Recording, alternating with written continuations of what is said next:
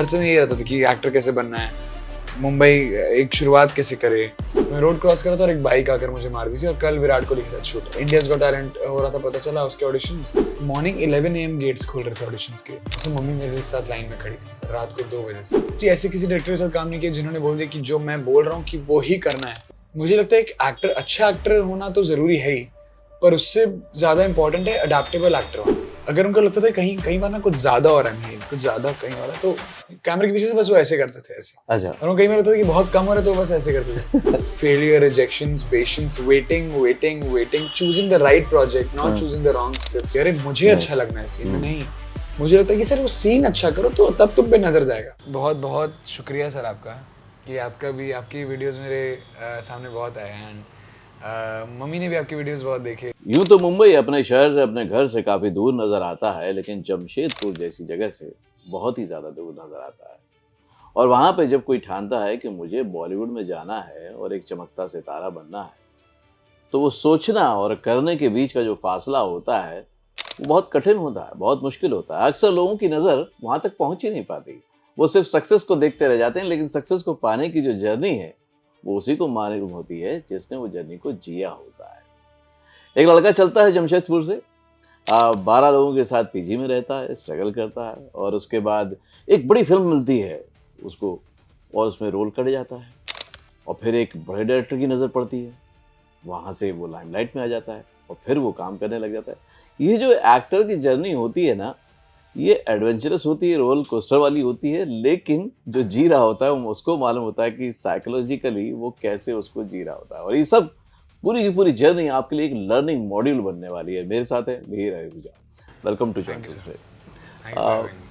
ये बहुत अच्छा लगा कि वहाँ से, जहाँ से लोग को विज़न भी नज़र नहीं आता होगा मुंबई का, कि यार मुंबई जैसी एक जगह जहाँ पे लाइमलाइट और ग्लैमर वर्ल्ड चलता है, वहाँ पे आपने सोचा कैसे, फिर सोच के घर वालों से कैसे बात की, कोई सीन क्रिएट हुआ, नहीं हुआ, ड्रामा बिल्टअप वहीं से हुआ था या वहाँ से सब सही चला था? सर मैंने एक्चुअली बहुत शुरुआत में ही सोच लिया था कि मुझे करना है तो यही करना है। और घर पे किसी का भी इंक्लिनेशन था नहीं परफॉर्मिंग की तरफ, तो कई बार मम्मी भी सोचती है कैसे आया है इसमें। सर इसके काफ़ी रीज़न्स है। एक तो सबसे बड़ा रीज़न ये है कि मम्मी मुझे घर पे हीरो बेटा बुलाती थी। ओके। तो मैंने थोड़ा सीरियसली ले लिया और बाद में पता चला कि सबके बच्चे अपनी माँ के लिए हीरो ही होते हैं, तो मेरे साथ धोखा हो गया, जो धोखा काम आया। दूसरी सर बात ये कि एक्चुअली जब भी मैं शुरू में ना, जब भी कुछ फैमिली फंक्शंस होते थे, सब मासी मामा साथ में मिल रहे हैं, तो मेरी मॉम साइड की फैमिली बहुत एक्सटेंडेड फैमिली है। सो हम जब भी बर्थडे पार्टी से मिल रहे थे तो मुझे एक शुरू से एक्टिंग का कीड़ा था, मिमिक्री का कीड़ा था कि लोगों की इसकी एक्टिंग करके दिखा, उस मामा की एक्टिंग करके दिखा, उस चाचा की जैसे चल के दिखा। तो ये सर मैं करते रहता था, उनकी किसी की चाल कॉपी कर लिया, किसी का बोलने का तरीका कॉपी कर लिया। तो हर फंक्शन का सेंटर ऑफ अटेंशन बन जाता था। तो और and I used to really enjoy that, जो एड्रेनलिन रश मिलता था आपको जब कुछ करके, तो लोग बोलते थे करके दिखा, मुझे अच्छा होता था वो अटेंशन, वैल्यू मिलती है ना, वो अटेंशन बहुत अच्छा मिलती लगता था। हाँ जी, so I really enjoyed that. And उसके बाद से धीरे धीरे फिल्मों में एज अ डांसर मैंने स्कूल में स्टार्ट किया, तो स्टेज से एक अलग ही प्यार हो गया। You know when you are on stage, एक सर जैसे लोग स्विमिंग के लिए कहते हैं कि जब स्विम करते हो तो आपके लिए वर्ल्ड शांत हो जाती है, बिल्कुल you are out of the real world, अपनी इमेजिनरी वर्ल्ड में हो। सर मेरे लिए वो स्टेज में मुझे मिलने लग गया। अभी मैं बात करूँ तो सर मुझे गूज़बम्स आ जाते हैं, क्योंकि it's a very very different feeling है। बिल्कुल डिफरेंट। जब आप स्टेज पे होते हो, जब आप किसी कुछ परफॉर्म कर रहे होते हो, एंड मेरे स्कूल में भी you know I started enjoying that basically. एक हाँ मिहिर चर्चा होने लगेगा, अरे डांस करता है ये वो। उसके बाद मैं बीट बॉक्सिंग करना शुरू कर दिया।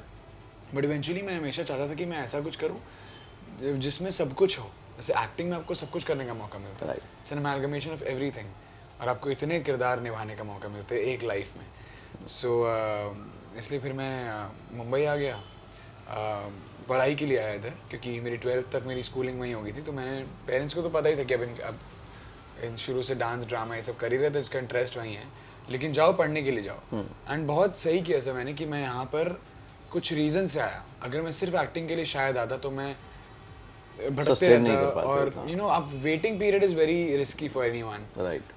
खाली दिमाग शैतान का घर होता, तो आपको हमेशा अपने आप को बिजी रखना बहुत ज़रूरी है, ये मुझे शुरू में पता चल गया।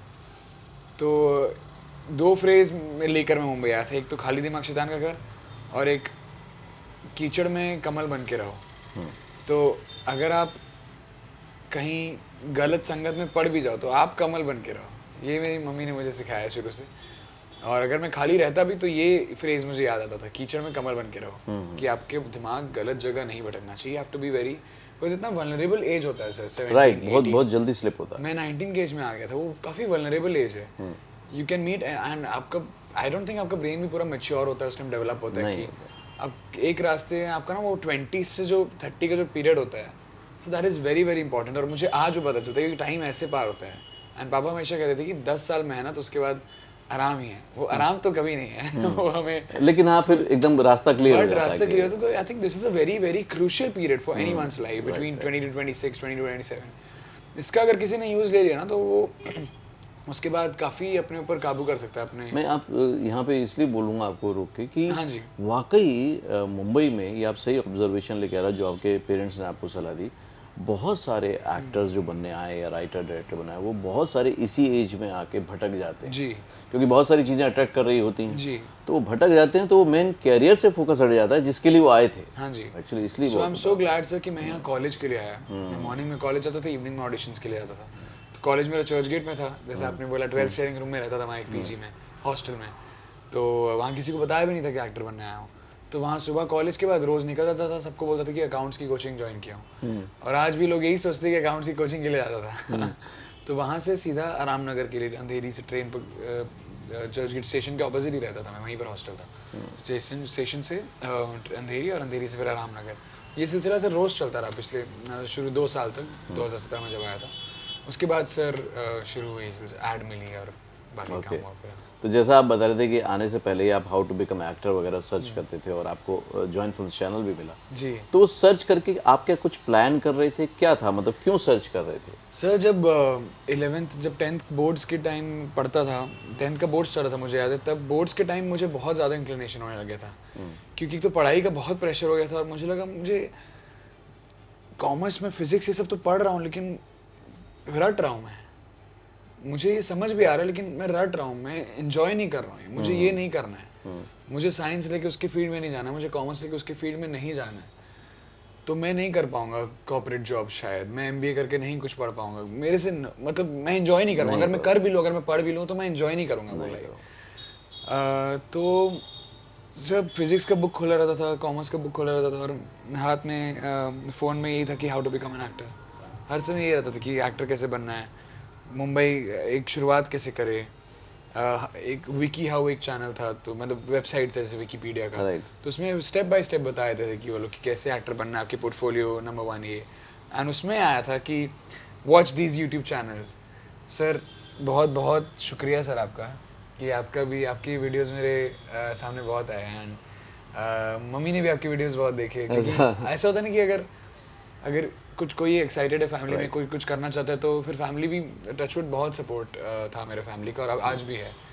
तो मम्मी भी आपके कुछ वीडियोस के लिंक्स मुझे जब मैं मुंबई आया था तो भेज देती थी। सर आपका जो एक बात करने का तरीका है, आप पता नहीं कैमरे से जब बात करते हो तो आप पूरा टेंशन ले लेते हो लोगों का। So I really like that thing about you sir. And yes, I watched your videos also. उससे बहुत एक क्लैरिटी मिल गई। एंड फिर रामनगर आके भी बहुत अच्छे लोग मिले, यहाँ माडा में भी। मतलब ये तो यहाँ तो मुझे PTSD होता है आके, कि कई बार जब वो नॉट फिट का सिलसिला चलता था, तो मुझे लगता था कि क्यों ऐसा हो रहा है। पिछले शुरू में 1.5 साल तो यही हुआ, बट मुझे लगता है कि किसी को भी, जो भी एस्पायरिंग एक्टर भी है, they just have to keep at it sir. मैं पर वो नॉट फिट शुरू में पर्सनल लगता है, हाँ जी, फिर वो एक दौर आता है कि कुछ लोग तो पर्सनल समझ के फिर छोड़ ही देते हैं रास्ता। जी जी। तो आप कैसे बने रहे उस पर, क्योंकि सुना तो आपने भी काफ़ी होगा। सर एक मौका आया था, मैं छोड़ ही दिया था पूरा। तो मैं हॉस्टल से रोज़ ही आता था ऑडिशन देने, जैसे मैंने आपको बताया।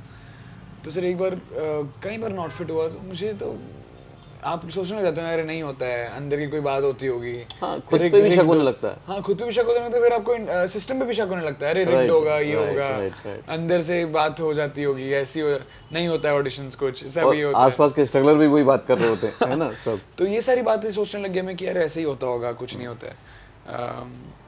सर देन आई एक बार ऐसी, क्योंकि मैं घर पे भी कॉल करके बोलता था यार ऑडिशन देने का ही मौका नहीं मिल रहा, आप मेरा क्राफ्ट देखो तो उसके बाद तो बोलो नॉट फिट। तो एक दिन हॉस्टल में बैठा था सर, मैं ना पूरा वो एक फाइल लेके आया था जमशेदपुर से जब आया था, तो उसमें सब कुछ लिखा था कि रामनगर में ये एड्रेस है, महाड़ा में यहाँ है, ये बंगलो, सारे बंगलो, सारे कास्टिंग डायरेक्टर्स का नेम। और मैं बहुत सही टाइम में आ गया, मुझे लगता है 2020 से पहले। कोविड के बाद तो आधे से ज़्यादा ऑफिस बंद ही हो गए। सो वो सब मैं लिख कर आया था। एंड हॉस्टल में एक दिन बैठा था in my bunk bed, I was just sitting there very emotional कि यार कुछ हो नहीं रहा, ऑडिशन देने का मौका नहीं मिल रहा है। मैंने सर वो बस पेपर फाड़ा और मैं डस्टबिन में फेंक दिया हॉस्टल रूम के। एंड रात को सर सो नहीं पाया उस रात को, बिल्कुल ही ऐसे बेचैनी से होने लगी कि यार कुछ हो पाएगा कि नहीं, क्योंकि यही करना है, इनर कॉलिंग तो यही है। तो बिल्कुल बेचैनी से होने लगी ऐसे कि यार करना तो यही है, यही करना है। दूसरे दिन सुबह लेट नींद खुली, रात भर सो नहीं पाया था, 10:30-11 बजे नींद खुली सुबह।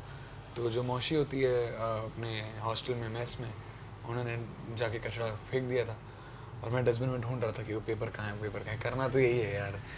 बिल्कुल वो ऐसा एकदम एक दिन में बेचैनी सी हो गई। और उन्होंने बोला अरे नीचे अभी फेंक के आई हूँ। तो मैं सर वो उठाया पेपर और आज भी वो स्टक है मेरे पास। तो आप वहाँ कचरे से फिर उठा के लाए वापस? जी जी, उसमें सारे एड्रेसेस लिखे थे रामनगर और सबके। तो वो आज भी मेरे पास है वो पेपर कि वो it keeps me going. Right, मुझे वो पहले के टाइम याद दिलाता है और वो बताता है कि देखो अगर उस टाइम तुमने हार नहीं माना तो अब मत मानना। अब तो सर इसी में रहना है, अब तो यहीं जीना यहीं मरना है, ये तो ठान ही लिया है। तो उस दिन के बाद सर जितने रिजेक्शंस फेस हुए, ऑडिशन देता रहा, बट जो भी रिजेक्शंस होते थे, ऑडिशन देने का मौका नहीं मिलता था, उसके बाद तो सर मैंने कैरी करना बंद कर दिया कि होगा तो बहुत अच्छा, नहीं होगा तो जो होगा मंजूर खुदा होगा, बस आप लगे रहो इसमें क्योंकि इच्छा है इसमें। तो अच्छा ये भी है कि आपको जब सुपर 30 मिली, जी ठीक है, उसमें आपका काफ़ी जो होता है किसी का भी कि यार एक बड़ी फिल्म है, बड़े बैनर की फिल्म है और इसमें आऊँगा तो शायद एकदम मामला सेट हो जाएगा, और इतने इंतज़ार के बाद आए और जब फिल्म का इंतज़ार खत्म हो और अपना रोल दिखे कि नहीं यार वो तो बात हो ही नहीं पाई। जी। और ये तकरीबन बहुत बड़े बड़े स्टार के साथ हुआ था। आपको क्या लगा था यार मैं भी बड़ा स्टार बनने वाला हूँ इसलिए हो गया या ये क्यों हो गया? नहीं सर, ऑनेस्टली जब मुझे मिला भी था ना सुपर 30, मैंने ऐसा सोचा नहीं था कि इसके बाद मेरी लाइफ सेट हो जाएगी, क्योंकि मुझे पता था कि कितना रोल है और कितना मुझे दिखाया जाएगा। पर जितना मैं दिखाया हूँ उसमें तो मैं दिखने की पूरी कोशिश करूँगा। उसमें तो सर दिखने की कोशिश थी, कैमरे में दिखूँ। सर अगर अभी गाना भी देखो, बसंती नो डांस, जो सुपर 30 का गाना है सर, मैं उसमें लिटरली मैं ऐसे नाच रहा हूँ कैमरे के सामने। जिमी जिप जब आता है ऐसे, तो मैं ऐसे से डांस कर रहा हूँ कि मुझे देख लो कैमरे में, काम दे दो सर। उसका वो था सब टेक्स्ट। सर उसमें एक गाना भी है सुपर 30 में, बसंती नो डांस, अगर आप देखे हो तो सर मैं उस गाने में दिख रहा हूँ थोड़ा बहुत कहीं भीड़ में। सर मेरी तो बस यही थी कि मैं दिख जाऊँ कहीं ना कहीं, पहली फिल्म है, बस मौका मिला और मुझे पता था कि उतना कुछ, it's not a very meatier role, you just there in the film. Excellent students का एक ग्रुप है, उन बच्चों में से आप एक बच्चे हो। तो मैंने मुझे सोचा 15 दिन की स्टूडेंट, मुझे दिखना है मैं कहीं भी हूँ। तो उसमें कुछ ऐसा प्रॉपर ब्रीफ नहीं था, वी आर जस्ट स्टूडेंट्स। तो हाँ, मैंने ऐसा तो नहीं सोचा था कि ये फिल्म से मैं कुछ मेरे बदल जाएगा। मैं I was just taking it as a ठीक है, as a first project, but I was very very starstruck, like you know film set पे पहली बार। उसके पहले एड्स काफ़ी कर लिए थे, बट फिल्म का सेट पहली बार, एंड ऋतिक सर थे।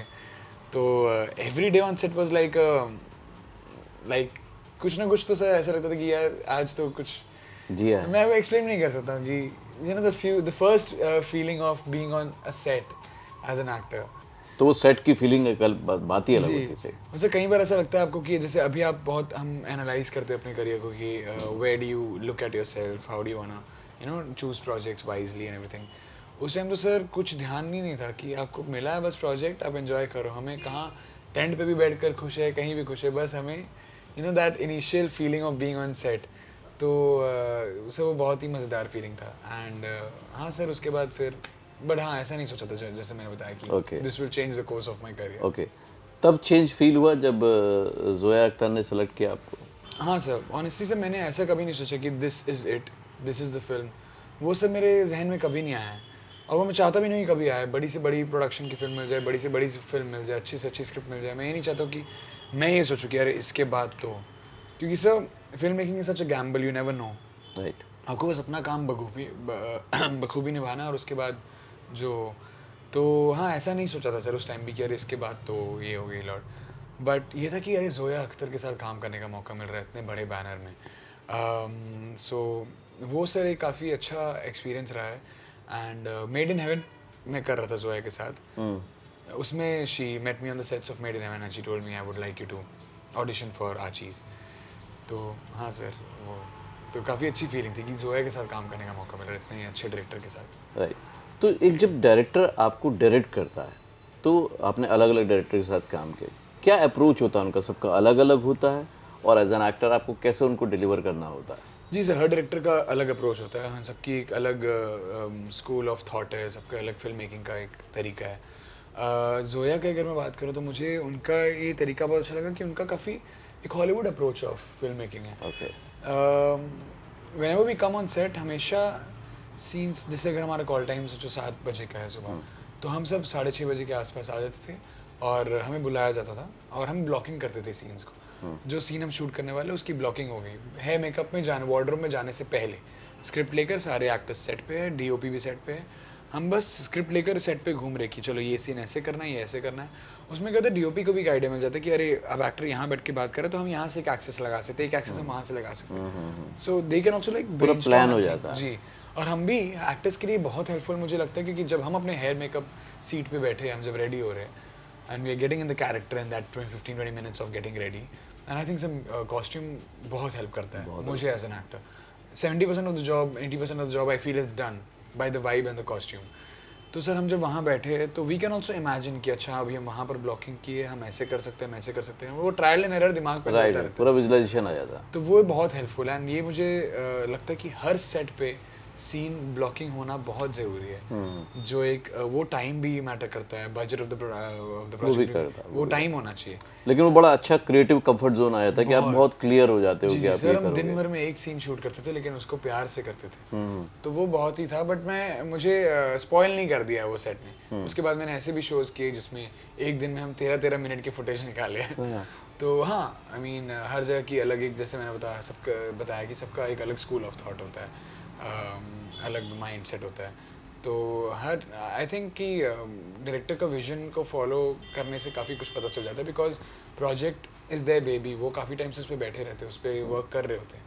और हमारा भी जो होता है कि जब मैं सेट पे जाता हूँ तो मैं I go as a clean slate, क्योंकि ऑफकोर्स मेरी होमवर्क है वो है कि मैं भूल नहीं जाता, उसे भुला नहीं देता हूँ, but I go with a clean slate की, क्योंकि मुझे लगता है एक एक्टर, अच्छा एक्टर होना तो ज़रूरी है ही, पर उससे ज़्यादा इम्पोर्टेंट है अडेप्टेबल एक्टर होना। कि आप डायरेक्टर के बातों से आप अडेप्ट हो पा रहे हो कि नहीं।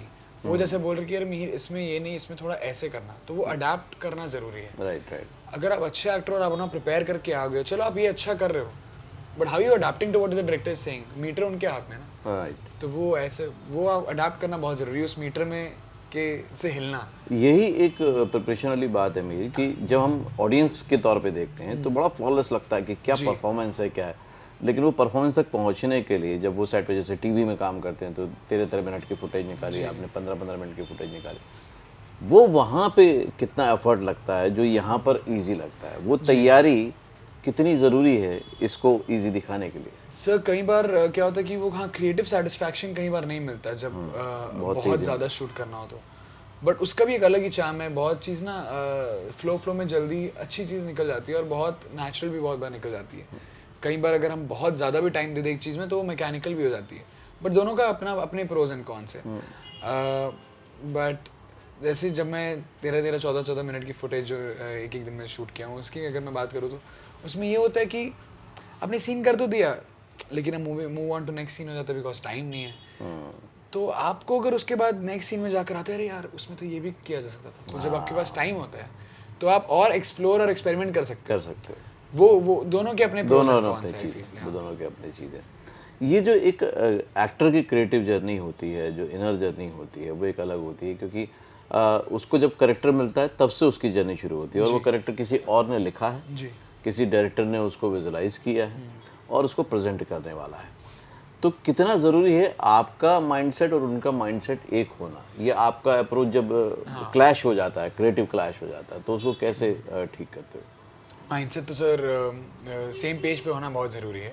क्लैशेस भी होते हैं सेट पे, ऐसा नहीं है कि अगर आप काम कर रहे हो क्रिएटिव माइंडसेट है, बट वो बैठ कर फिर बात करनी पड़ती है कि सर मुझे लग रहा है कि इसमें ऐसा होना चाहिए, what do you think, because आपने भी कैरेक्टर पे काम किया, आपने भी खुद की बैक स्टोरी सोची है, बट अगर आपको लग रहा है कि सर ये, बिकॉज आप भी वो कैरेक्टर जी रहे हो हर दिन, अगर आप 10th या 12th डे ऑफ शूट में आपको आप भी वो कैरेक्टर समझ चुके हो काफ़ी, तो अगर आपको लगता है कि ये सही है तो वो we can talk it out. वो it's a collaborative process I believe, कि यहाँ पर कोई ऐसा नहीं किया मैंने जो कोई ऐसा बोल दिया। प्रैक्टिकल एग्जांपल याद है जब ऐसा सर मैंने हुआ? ऑनेस्टली ऐसे किसी डायरेक्टर के साथ काम नहीं किया जिन्होंने बोल दिया कि जो मैं बोल रहा हूँ कि वो ही करना है। ओके, डिस्कशन हुआ? सर मैंने जितना काम किया है सर मुझे बहुत फ्री छोड़ दिया गया। ओके। ऑफ कोर्स हम कठपुतली है और डोर उनके हाथ में है, पर वो डोर, एक डोर को ना वो लूज छोड़ना चाहिए बीच में। बाकी डोर ठीक है, दो डोर आप पकड़ो, 2 डोर लूज छोड़ दो कि हमें भी थोड़ा नाचने दो खुद, और बाकी आप भी कंट्रोल करते रहो थोड़ा बहुत। राइट। तो आई थिंक वो मिक्सचर बहुत जरूरी है कि आप भी उड़ो लेकिन हम भी आपको बताते रहेंगे कहाँ है। सर मैंने एक डायरेक्टर के साथ काम किया था, तो मैंने उनको बोलता था कि सर आप ना बस, उनका एक बहुत अच्छा तरीका था, अगर उनको लगता था कहीं बार ना कुछ ज़्यादा हो रहा है, मीर कुछ ज़्यादा कहीं हो रहा है, तो कैमरे के पीछे से बस वो ऐसे करते थे ऐसे। अच्छा। और उनको कई बार लगता था कि बहुत कम हो रहा है तो वो बस ऐसे करते थे। तो हमारा एक ये बन गया था, ट्रिगर था तो ये। वही मीटर था उनके हाथ में, उन्होंने जैसे करवा लेना है। तो आई थिंक हाँ sir, it's a collaborative process. मुझे तो आज भी लगता है कि जैसे हम कॉलेज में, स्कूल में सब मिलकर प्रोजेक्ट बनाते थे, मुझे फिल्म मेकिंग में वही लगती है, सब मिलकर प्रोजेक्ट बना रहे हैं, एवरीवन हैज टू कोलैबोरेट। कभी डीओपी को अगर लगे कि यहाँ पर तुम लाइट नहीं पकड़ रहे हो तो थोड़ा ऐसे कर लो, बात करते करते, तो सबकी सुननी पड़ती है। आप अपने उसमें माइंड में नहीं रह सकते कि अरे नहीं मैं तो ऐसे ही एक्टर हूँ। तो आई थिंक वो बहुत ज़रूरी है सर, खुलना ज़रूरी है, थोड़ा फ्री रहना ज़रूरी है एज एन एक्टर।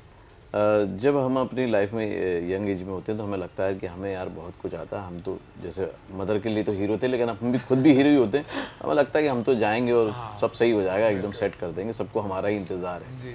लेकिन मुंबई ने, खासतौर से फिल्म इंडस्ट्री ने आपको क्या ऐसा सिखाया जो किसी स्कूल कॉलेज ने नहीं सिखाया? इट्स पेशेंस कि और ये भी सिखाया कि हर चीज़ देखने में बहुत अच्छा लगता है पर मेहनत सब चीज़ में है। जैसे मेरे सारे दोस्त भी जो एक्टर बनना चाहते हैं, जो एक्टर नहीं है, उनको सिर्फ ग्लिट्स, ग्लैमर, फेम और मनी दिखता है। बट मैं हमेशा कहता हूँ कि एक आइसबर्ग अगर है और आइसबर्ग का सिर्फ आप पीक देख रहे हो, आप नीचे नहीं देख रहे हो कि इसमें failure, rejections, patience, waiting, choosing the right project, not choosing the wrong scripts is also important. वो सब करके आप ये देखते हो ऊपर की छोटी पीक, तो वो भी इम्पॉर्टेंट है। मुंबई ने मुझे खासकर सर पेशेंस सिखाया कि जैसे हमारे जॉब हमें पेशेंस बहुत सिखाया था कि you know there is a lot of waiting in it. क्योंकि अब तो मैं सर ये भी I am at this stage कि मैं ये भी सोचता हूँ कि you know I have to like choose the right stories, the good stories. क्योंकि सर स्टोरी के ऊपर कुछ नहीं मुझे लगता है, एक कहानी अच्छी हो तभी वो लोगों तक पहुँचेगी। और अब मैं लोगों तक पहुँचना चाहता हूँ और अपनी आवाज़ पहुँचाना चाहता हूँ।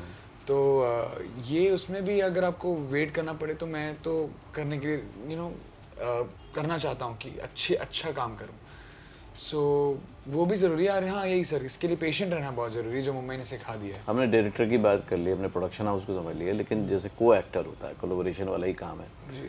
तो को एक्टर के साथ कई बार परफॉर्मेंस ऊपर भी चली जाती है और कई बार दिक्कत में भी आ जाते हैं। कभी ऐसा एक्सपीरियंस रहा? ये बहुत ज़रूरी है अच्छा एक्टर होना, बिकॉज हम भी जो प्रोजेक्ट करते हैं तो अगर हमें पता हो कि सामने वाला एक्टर बहुत अच्छा है तो सर बहुत खुशी होती है। क्योंकि मैं तो चाहता हूँ कि मैं अच्छे एक्टर के साथ काम करूँ, क्योंकि it's all about reacting sir. अगर सामने वाला जैसे करे ना एक्टिंग है, it is actually about just about reacting. अगर आप अपना प्रिपेयर करके आ गए कि हम ऐसे करेंगे, बट अगर सामने वाला कुछ और ही कर रहा है तो आप फिर अपना सुर आपको उनसे मैच करना ही पड़ेगा, because it's a collaborative process. आप अलग रिदम में रह ही नहीं सकते हो। तो इसलिए रिहर्सल ज़रूरी है, इसलिए वर्कशॉप ज़रूरी है कि आपको सेम रिदम में लाया जाए। आप सबको साथ में रिहर्सल करके एक दूसरे की रिदम समझ लो, स्क्रिप्ट की, सीन की रिदम समझ लो, उसका सुर क्या है। और इससे सर बहुत चीज़ें आसान हो जाती है। क्योंकि हाँ सर, एज एम सेइंग कि को एक्टर अच्छा होना बहुत ज़रूरी है सर। उससे बहुत एक सीन अच्छा करना है, अपनी एक्टिंग दिखाने में कई लोग डूब जाते हैं कि अरे मुझे अच्छा लगना है सीन में। नहीं, मुझे लगता है कि सर वो सीन अच्छा करो तो तब तुम पे नजर जाएगा। तुम खुद को दिखाते रहो, कैमरे से कुछ नहीं छुपा है, कैमरे में दिख जाएगा तुम दिखने की कोशिश कर रहे हो, जो मैंने सुपर 30 में किया था।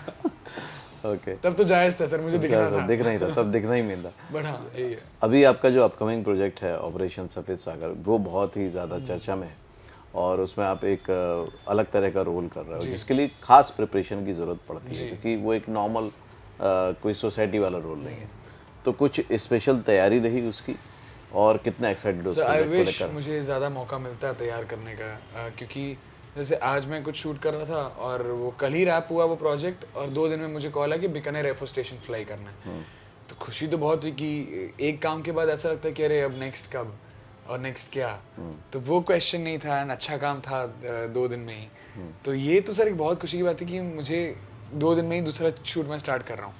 बट प्रेप का टाइम बिल्कुल नहीं था बिकॉज काफ़ी लास्ट मिनट कास्टिंग हुई मेरी, इसलिए I think I was the last one to get cast in this sir. But luckily क्या हुआ कि वहाँ जाकर मेरा सिर्फ 1-2 दिन का शूट था, उसके बाद काफ़ी ब्रेक था बीकानेर में एफओ स्टेशन में। एंड जो होता है सर अच्छे के लिए होता है, क्योंकि पहले मुझे मौका नहीं मिला ज़्यादा टाइम ब्रेक, बट मुझे वहाँ बीकानेर एफओ स्टेशन में मिल गया। तो आई वॉज ग्लैड कि मुझे जो मौका, जो मुझे प्रेप मिल रहा है वो मुझे मिग्स के सामने मिल रहा है। मुझे एफओ स्टेशन में वो प्रेप करने का मौका मिल गया, ना कि मुंबई में अपने अपार्टमेंट में बैठ कर।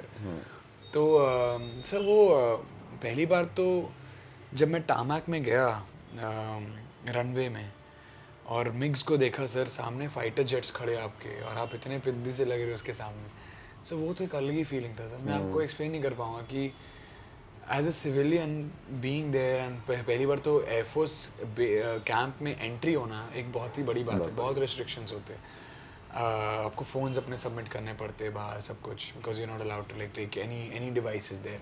कैमरा का भी एक प्रॉपर फॉर्म्स होता था, कैमरा भी बहुत मुश्किल से ही अंदर काफ़ी परमिशंस के बाद जा पाया। तो सर एक अलग ही out of the world experience था सर, वो अलग ही दुनिया है अंदर, जो आर्म्ड फोर्सेस से होते हैं उनको पता है। And I kind of envy those kids जो वहाँ रहते हैं, एक अलग सी दुनिया है, काफ़ी सुंदर एक वर्ल्ड होता है उनका। वहीं स्कूल है, वहीं थिएटर था सर। हम जब बीकानेर एयरफोर्स स्टेशन में गए थे, वहाँ उनका खुद का मूवी थिएटर था।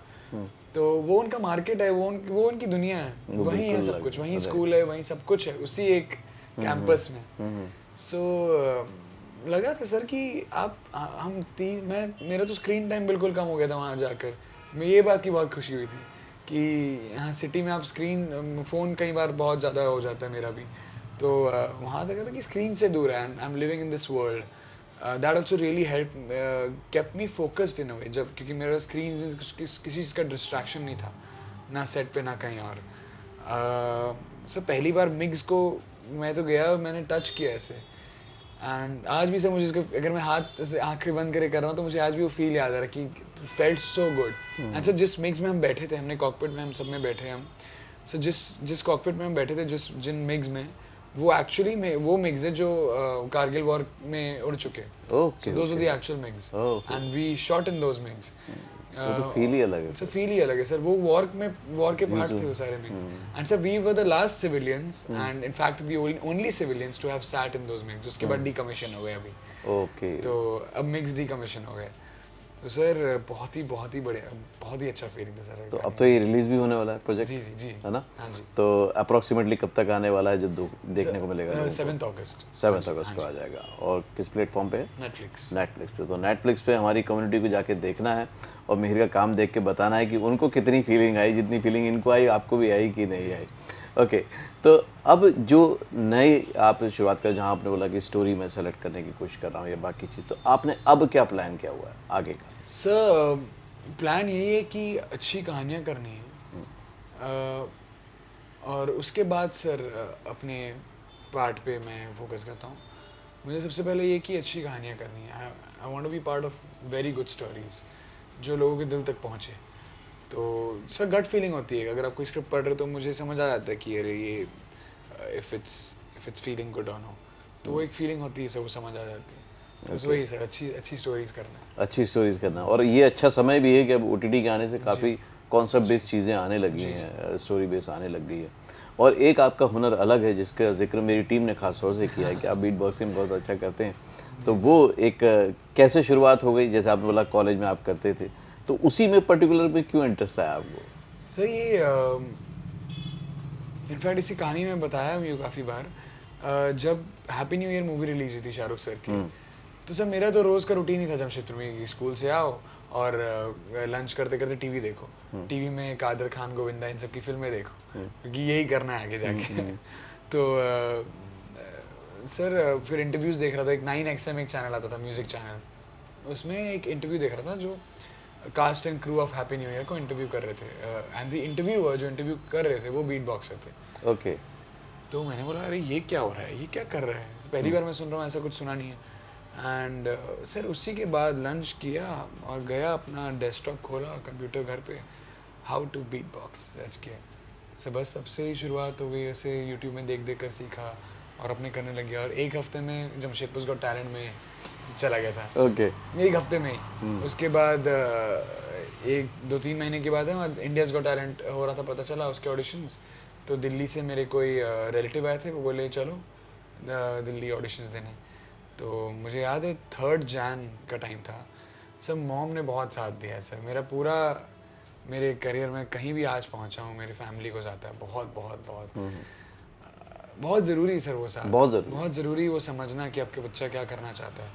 कभी कभी सुन लेनी चाहिए बच्चों की भी, और वो मेरी फैमिली ने बिल्कुल ही सपोर्ट दिया। तो वो आई थिंक मुझे बहुत ही हेल्प भी हुई। फिर इंडियाज़ गॉट टैलेंट में गया सर 3 जन की बात थी, बहुत ठंड, दिल्ली की ठंड तो आपको पता ही है सर। और सर मॉर्निंग 11 AM गेट्स खोल रहे थे ऑडिशंस के। जैसे सर अगर ये ऑडिटोरियम है तो यहाँ पर एंट्रेंस अगर गेट है, दिस मेन गेट, सर यहाँ से लाइन लगी हुई है, उसके 4 राउंड हो गए। इतनी लंबी लाइन थी पूरा और रात के 2 बजे से लाइन लगे लोग, क्योंकि सुबह 11 बजे गेट खोल रहे हैं, तो सबको आगे रहना था। और सर मम्मी मेरे साथ लाइन में खड़ी थी सर रात को 2 बजे से। दिल्ली के आई थिंक 7-8 डिग्री होगा सर, उस टाइम बहुत ठंड था। दिल्ली की रात के ठंड में मेरे साथ मम्मी खड़ी है और सब अपने कॉफ़ी फी, सब सर दोस्त, कोई सिंगर है, कोई है। रात कैसे निकली सर पता ही नहीं चला। फिर मैंने मम्मी को बोला कि प्लीज़ आप यहाँ जाओ, आप रिलेटिव के घर जाओ, आप सो जाओ। तो फिर मम्मी गई और मैं था। फिर मैं सर 16 साल का भी था, तो मम्मी भी काफ़ी वो थी कि इसको छोड़ के नहीं जाऊँगी। सर सब जुगलबंदी करते रहे रात भर, कोई अपने करतब दिखा रहा है, कोई ये कर रहा है। तो सर वो बहुत ही अच्छा मोमेंट था सर, आज भी जब आई लुक बैक। एंड एक बंदा था सर, वो ही वाज अ सिंगर, सबके लिए कॉफ़ी लेकर आया था। बट सर ये हुआ कि इतना वेट करने के बाद 11, साढ़े 11, 12 बजे कुछ गेट खुला। उसके बाद गेट खुलते ही इंडियाज़ गॉट टैलेंट के ना कुछ लेवल्स होते हैं, मेन टीवी राउंड से पहले 2-3 लेवल्स पार करने पड़ते हैं। पहले राउंड में ही मैं गया सर, और ना बीट बॉक्सिंग उतना कुछ लोग करते नहीं थे उस टाइम, तो बहुत ज़्यादा बीट बॉक्सिंग का अलग कैटेगरी नहीं था, मुझे सिंगिंग कैटेगरी में ही जाना था। And it was a huge massive room, the जजेस वर सिटिंग लाइक देयर, काफ़ी दूर। और सर मैं उस टाइम नया बीट बॉक्सिंग शुरू ही किया था, तो मुझे उतना कुछ अच्छा आता नहीं था। जैसे उस टाइम मैं सिर्फ बहुत बेसिक करता था, जैसे ऐसी आवाज़ आती थी, और वो बिल्कुल दूर खड़े हैं, तो वहाँ तक आए, तो क्यों तक गई नहीं आवाज़। तो पहले रूम से रिजेक्ट, बाहर निकला, मुझे लगा ये क्या हो गया, रात भर खड़े रहकर जो किया। तो उसके बाद समझ आया कि तो sir right time right place होता है कई बार, कब जिसको तो जब। उसके बाद आपने बीट बॉक्सिंग छोड़ दिया या और प्रिपेयर किया? और बेटर किया अपने आप को, और बेटर करता रहा। और जब ऑडिशंस का सिलसिला चला नॉट फिट का, तब बीट बॉक्सिंग ही काम आया। जब मुझे नॉट फिट किया था, मैं बोलता था sir I am also beatboxer, ऐसे, क्योंकि बीट बॉक्सिंग लोग समझते भी नहीं थे क्या उस टाइम। तो बोलते थे यार तू आ जा। तो जिसमें नॉट फिट भी था तो उसमें भी सिलेक्शन हो रहा था। ओके। हरिवंश राय बच्चन की एक बहुत अच्छी लाइन है कि जो मन का हो तो अच्छा, जो ना हो तो बहुत अच्छा। जी, मैंने जो कहा था, जो राइट। तो जब आपका नहीं हुआ और उसके बाद आप टिके रहे, तो शायद ऊपर वाला आपका इम्तिहान ले रहा था कि आप टिके रहोगे या नहीं रहोगे। टिके रहोगे तो उससे बड़ा मिलने वाला है ना। यही गीता में भी कहा गया ना, कर्म किए जा, मतलब निरंतरता, वो टिकना बहुत जरूरी है, to keep at it। अगर आप टिके हो तो इससे बड़ा मिलने वाला है।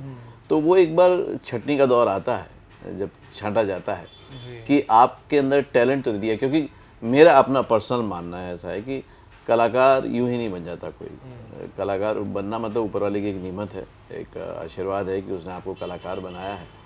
तो वो तो चेक करेगा कि तुम टिकने लायक कितने हो, जी सर, है ना। जो आपने बोला पेशेंस सीखा आपने, है ना। और ये सॉरी टू इंटरप्ट, ये मुझे रियलाइज पता है सबसे ज़्यादा कब हुआ टिकने वाली बात, कि गॉड आपको ना चैलेंजेस देते हैं, आपकी बाधाएं लाएंगे आपकी लाइफ में, और आपको आपके परीक्षा और इम्तिहान लेते हैं आपकी कि आप टिक रहे हो कि नहीं। जैसे सर मेरा पहला ऐड मुझे जब मिला था कोलगेट का, उससे एक दिन पहले ही मेरा एक्सीडेंट हो गया था चर्च गेट में। सर मैं रोड क्रॉस कर रहा था, क्योंकि कॉस्ट्यूम स्टाइलिस्ट का मुझे कॉल आया था कि मेजरमेंट्स चाहिए।